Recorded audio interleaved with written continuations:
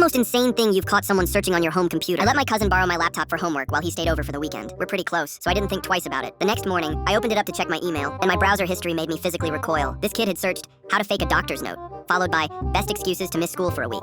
And then the absolute kicker, how to Photoshop report card. I sat there staring at the screen like I just discovered a bomb in my living room. I immediately called him downstairs. He walked in looking half asleep, holding a bowl of cereal like he didn't just commit digital fraud on my property. I turned the laptop toward him. Care to explain? He looked at the screen, then at me, then back at the screen. That wasn't me, I blinked. You were the only person using my laptop. He shrugged, still chewing his cereal. Maybe it was a virus that specifically Googles forgery techniques? Sure. I crossed my arms. Try again. He sighed, put the bowl down, and finally caved. Okay, fine. I was gonna fake a sick note to skip my finals. I nodded slowly. And the report card thing? I was gonna edit it before I showed my parents. This kid genuinely thought he was about to pull off the heist of the century. I stared at him. You know that's the dumbest plan I've ever heard, right? He looked offended. It would have worked. Would it though? Because if you get caught, you're not just failing finals. You're getting expelled, maybe arrested. I don't know. I'm not a lawyer, but it feels illegal. He went pale. I didn't think about that part. Of course he didn't. He begged me not to tell his parents. Hands literally clasped together like he was praying to the god of bad decisions. But I couldn't let this slide. I called my aunt right there in front of him. He looked at me like I just betrayed him on a nuclear level. She answered, and I explained everything. There was a long pause. Then she said, I'm coming to get him. Now, 20 minutes later, she showed up, thanked me for telling her, and dragged him out of my house like he was being escorted out of a casino. He didn't even get to finish his cereal. A week later, I got a text from my aunt. Apparently, she grounded him for a month. No phone, no games, no friends, nothing. Just him, a desk, and his textbooks. But here's the best part. He still tried to blame me in the end.